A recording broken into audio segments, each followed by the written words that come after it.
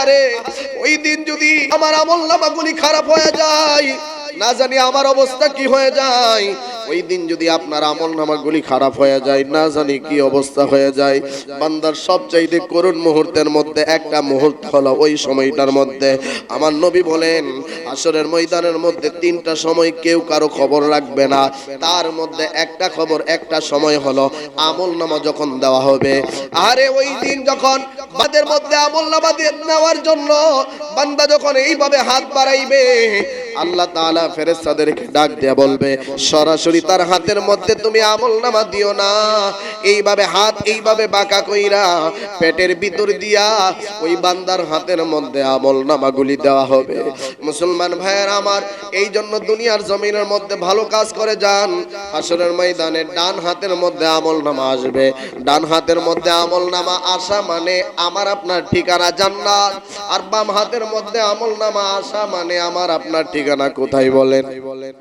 জাহান্নাম। হাসরের ময়দানের মধ্যে 8 প্রকার সাক্ষী আপনার আমার বিরুদ্ধে দাঁড়িয়ে যাবে।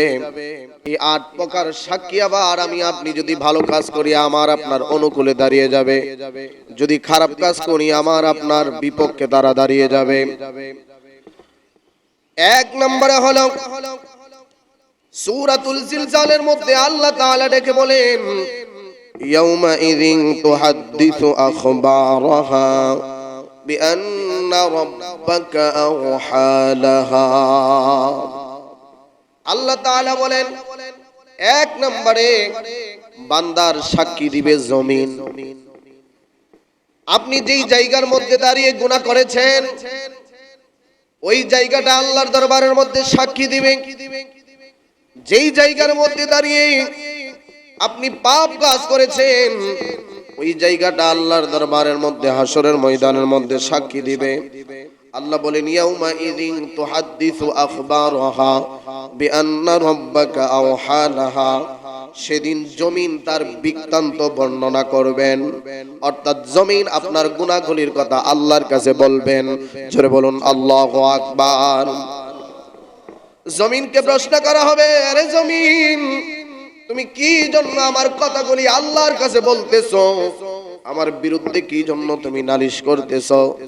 জমিন এবার ডেকে বলবে কোনো কিছু করার নাই, বিআন্না রাব্বাকা আওহা লাহা, আমি আমার আল্লাহর আদেশ পালন করতেছি। জোরে বলুন সুবহানাল্লাহ। 1 নম্বরে জমিন আল্লাহর দরবারের মধ্যে আপনার আমার বিপক্ষে সাক্ষী দিবে। এবার 2 নম্বর হলো আপনার হাত আল্লাহর দরবারের মধ্যে সাক্ষী দিবে।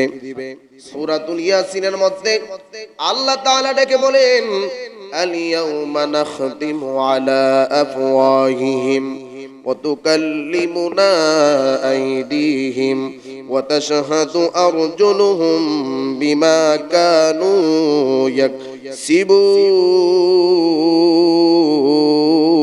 ইয়াকসিবুন।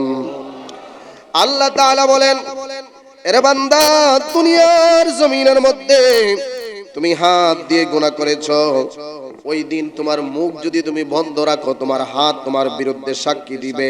আল ইয়াউমা নাখতিমু আলা আফওয়াহিহিম, এদের হাত আমার সাথে কথা বলবে, অর্থাৎ বান্দার হাত ওই দিন আল্লাহর সাথে কথা বলবে। হাত দিয়ে দুনিয়ার জমিনের মধ্যে গুনাহ করেছেন, হাত দিয়ে মানুষ গুনাহ করে কি করে না? হাত দিয়ে আপনি মদ পান করেছেন, হাত দিয়ে একজন নিরপরাধ মানুষকে আপনি আঘাত করেছেন, হাত দিয়ে আপনি একটা সিগনেচার দিয়েছেন, মিথ্যা সাক্ষী দিয়েছেন সিগনেচারের মাধ্যমে, ওই দিন হাত আপনার বিপক্ষে দাঁড়িয়ে যাবে। বান্দারে বাঁচার কোনো উপায় নাই, বাঁচার কোনো উপায় নাই। এরপরে 3 নাম্বার সাক্ষী হলো আপনার পা। 3 নাম্বার সাক্ষী হলো পা। আপনি গুনাহ করেছেন হাইটা হাইটা গিয়ে, বাজারের মধ্যে গিয়ে গুনাহ করেছেন, আপনি মদের আড্ডাখানায় গিয়ে গুনাহ করেছেন পা দিয়া হাইটা হাইটা গিয়া। আরে মুসলমান, যে কোনো জায়গার মধ্যে আপনি পা ব্যবহার কইরা গিয়ে গুনাহ করেছেন, ওই পা আপনার বিরুদ্ধে হাসরের ময়দানের মধ্যে সাক্ষী দিবে। আল্লাহু আকবার, জোরে বলেন। মুসলমান ভাইরা আমার, হাদিস শরীফের মধ্যে এসেছে প্যারা নবী রহমতের নবী বলেন 4 নম্বরে বান্দার যেই জিনিসটা বান্দার বিপক্ষে সাক্ষী দিবে ওই জিনিসটা হলো তার কান। আরে আরে যুবক ভাই, কান দিয়ে আমরা কত গুনাহ করেছি তার কোনো হিসাব নাই। প্রতিনিয়ত শুধু কান দিয়ে আমরা গুনাহ করি। আপনি যদি চেষ্টা করতেন কান দিয়ে আপনি সওয়াবের কাজও করতে পারতেন। এই মোবাইল দুনিয়ার জমিনের মধ্যে যদিও পাতলা, কিন্তু এই মোবাইলের কারণে মানুষের জীবনে এত গুনাহ হয় যে গুনাহগুলি বড় ভারী। ঠিক কিনা জোরে কন? মোবাইল দিয়ে ইচ্ছা করলে দুনিয়ার জমিনের যত পাপ কাজ আছে, যত গুনাহ আছে সব কিছু করা যায়। আগে ভাবতাম জুয়া খেললে বুঝি বন্ধু বান্ধবের সাথে গিয়ে সেটা একসাথে বয়া জুয়া খেলে, এটারে বুঝি জুয়া খেলা। এখন কত ডিজিটাল সিস্টেমের জুয়া বাইরেছে তার কোনো হিসাব নাই। ঠিক না বলেন? মোবাইলের মধ্যে জুয়া খেলা আছে না নাই? এই মোবাইল মানুষদেরকে কত আসক্তি করছে। বিশেষ করে যুবক বয়সের ছেলেরা মোবাইলের জন্য একদম পাগল। বর্তমানে আপনার আইপিএল, আপনার পিসিএল, এরকম কিছু ক্রিকেট খেলা চলতেছে। এই ক্রিকেট খেলার মধ্যে লক্ষ লক্ষ টাকা বাজি ধরা হচ্ছে। আমার আশ্চর্য লাগে, অনেক গার্জিয়ান ওই 2000 টাকা 3000 টাকা জুয়া খেলা লাভ করলে খুশি হয়ে যায়। আমার ছেলেটা আজকে অনেক ভালো কাজ করছে, অনেক খুশি হয়ে যায়। অথচ গার্জিয়ানের প্রয়োজন ছিল তোমার টাকাটা তুমি হারাম পন্থায় ইনকাম করেছো, এই টাকার কোনো দরকার নাই। হালাল টাকায় যদি একটা সন্তান একজন মাকে 100 টাকা দেয় আর এই মা যদি খুশি হয়ে যায়, এই টাকাটার মধ্যে আল্লাহ বরকত দিবে। দেবে কি দিবে না বলেন? হে ভাইরা আমার, গভীর মনোযোগ। এই মোবাইল মানুষদেরকে কত খারাপ করতেছে দেখেন। গত ঈদের 4 থেকে 5 দিন আগে সম্ভবত মাগুরা না বগুড়া এলাকার মধ্যে, জেলার মধ্যে একটা ঘটনা ঘটছে। ছেলেটা 10ম শ্রেণীতে লেখাপড়া করে, মোবাইলের কারণে লেখাপড়ার মধ্যে মনোযোগ দিতে পারে না। তার বাবা তার হাত থেকে মোবাইলটা নিয়ে বলছে, আজকে থেকে মোবাইল চালানো তোমার বন্ধ। এই রকম নিষেধ যখন করে দিয়েছেন, পরের দিন নিউজ আসলো এই ছেলেটার হাত থেকে মোবাইল নেওয়ার কারণে ছেলেটার বাবা যখন তারাবি নামাজের মধ্যে দাঁড়াইছে, ছেলেটার বাবাকে দা দিয়া এমন ভাবে কুবাইছে, হসপিটালে নেওয়ার সময় ছেলেটার বাবা দুনিয়ার জমিন থেকে বিদায় হয়ে গেছে। নাউজুবিল্লাহ, জোরে বলবেন না? এটা আমার কথা না, বাংলাদেশের প্রত্যেকটা জাতীয় পত্রিকার মধ্যে এই নিউজটা। ছেলের হাত থেকে মোবাইল নেওয়ার কারণে আপন বাবাকে দা দিয়া কুপাইয়া এই কুলাঙ্কার সন্তান দুনিয়ার জমিন থেকে বিদায় করে দিয়েছে। তো চিন্তা করছেন এই মোবাইল একটা মানুষকে কত খারাপ করতে পারে। এই জন্য প্রিয় ভাইয়েরা আমার, ছোট্ট ছোট্ট ছেলেদের হাতের মধ্যেও মোবাইল অপ্রয়োজনীয় ভাবে দিবেন না। এই মোবাইল হাসরের ময়দানে সাক্ষী দিবে। যদিও দুনিয়ার জমিনের মধ্যে একটা মোবাইলের ওজন মাত্র 200 গ্রাম, দুনিয়ার জমিনের মধ্যে একটা মোবাইলের ওজন মাত্র 250 গ্রাম মনে করেন, কিন্তু এই মোবাইলের মাধ্যমে কত গুনাহ দুনিয়ার জমিনের মধ্যে করছেন, এর ওজন আপনি হাসরের ময়দানের মধ্যে নিতে পারবেন না। ভাইয়ারা আমার মুসলমান ভাইয়ারা, এই জন্য পা দিয়া হাইটা হাইটা জুয়া খেলার মধ্যে গেলেন, পা দিয়া হাইটা হাইটা গান শোনার জন্য গেলেন, পা দিয়া হাইটা হাইটা কোনো খারাপ কাজের মধ্যে গেলেন। আল্লাহ বলেন ওই দিন হাসরের ময়দানের মধ্যে তোমার পা তোমার সাক্ষী দিবে, এরপরে কান তোমার সাক্ষী দিবে। এই মোবাইলের মাধ্যমে কানের মধ্যে হেডফোন লাগায় রাত্রভর গান শুনছেন। আরে অনেক কুলাঙ্কার মানুষ আছে যে মোবাইলে কানের মধ্যে হেডফোন লাগায়া গান শুনতে শুনতে ঘুমায়। তার কানের মধ্যে যদি গান না লাগাই, হেডফোন যদি না লাগাই, তার ঘুম আসে না। এমন কুলাঙ্কার দুনিয়ার জমিনে আছে না নাই বলেন? হেডফোনের মধ্যে গান না লাগাইলে তার ঘুম আসে না। আরে আমি মনে করি এই মুহূর্তে যদি সে দুনিয়ার জমিন থেকে বিদায় হয়ে যায়, হাসরের ময়দানে তার কি একটা অবস্থা হবে, কি একটা অবস্থা হবে মুসলমান ভাইয়েরা আমার। কারণ মনে রাখবেন, শেষ ভালো যার সব ভালো তার। আল্লাহ তাআলা যদি ওই দিন রহমতের নজরে তাকায়, আল্লাহ যদি দেখে বান্দার শেষ কাজটা ভালো ছিল, আল্লাহ ওই দিন আমাদেরকে মাফ করতে পারে কি পারে না বলেন? আর যদি দেখে আমার শেষ কাজটাও খারাপ ছিল, শেষ কাজটাও আমার গুনাহের কাজ ছিল, শেষ কাজটাও আমার গান শোনার কাজ ছিল, আরে ওই দিন তো আমি আল্লাহর দরবারের মধ্যে অপরাধী হয়ে যাব। কত মানুষ রাতের বেলায় ঘুমায় আরামে, সকাল বেলায় আর উঠে না, দুনিয়ার জমিন থেকে বিদায় হয়ে যায়। আমার মুসলমান ভাইরা, এইভাবে 4 নম্বর সাক্ষী হলো কান, 5 নম্বর সাক্ষী হলো চোখ। ওই দিন আপনার চোখ, আপনি চোখ দিয়া কত কিছু দেখছেন তার কোনো হিসাব নাই। চোখ দিয়া ইচ্ছা করলে আপনি কোরআন তেলাওয়াত দেখতে, কোরআনের আয়াতগুলি দেখতে পারতেন। চোখ দিয়া ইচ্ছা করলে মার চেহারা বেশি বেশি করে দেখতে পারতেন। চোখ দিয়া ইচ্ছা করলে কত ভালো ভালো জিনিস দেখতে পারতেন। কিন্তু আপনি চোখ দিয়া আপনি খারাপ জিনিসগুলো দেখলেন। ওই চোখ হাসরের ময়দানে আপনার আমার বিপক্ষে আল্লাহর দরবারের মধ্যে সাক্ষী দিবে। জোরে বলুন আল্লাহু আকবার। 6 নম্বরে হলো আমার আপনার চামড়াগুলি, আমার আপনার কি গুলি বলেন? চামড়াগুলি হাসরের ময়দানের মধ্যে আল্লাহর দরবারের মধ্যে সাক্ষী দিবে। চামড়াগুলি যখন হাসরের ময়দানের মধ্যে সাক্ষী দিবে, তখন বান্দা চামড়াগুলিকে ডাক দিয়া বলবে, ওয়াকালু লিজুলুদিহিম লিমা শাহিদতুম আলাইনা ক্বালু আনতাকানাল্লাযী আনতাকা কুল্লা শাই। বান্দা তখন চামড়াকে ডাক দিয়া বলবে, আরে চামড়া, দুনিয়ার জমিনের মধ্যে থাকাকালীন তোরে ঠিক রাখার জন্য আমি তো আমার শরীরের মধ্যে তেল দিছি, তোরে ঠিক রাখার জন্য আমার শরীরের মধ্যে আমি লোশন দিছি। আরে চামড়া, দুনিয়ার জমিনের মধ্যে কোনো ব্যথা পাইলে সাথে সাথে ঠিক রাখার জন্য আমি বাজারের মধ্যে চইলা গেছি, কত রঙের ক্রিম দিছি ঠিক রাখার জন্য।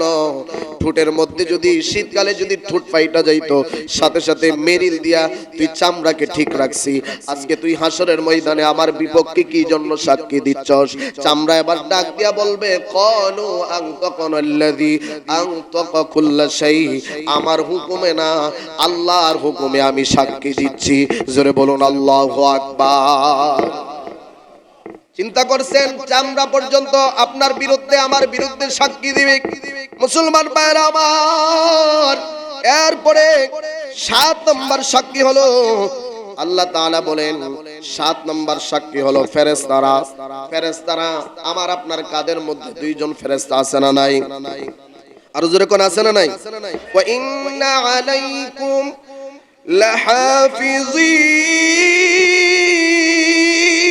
লাহাফিজিন কিরামান কাতিবিন ইয়ালামুনা মা তাফআলুন।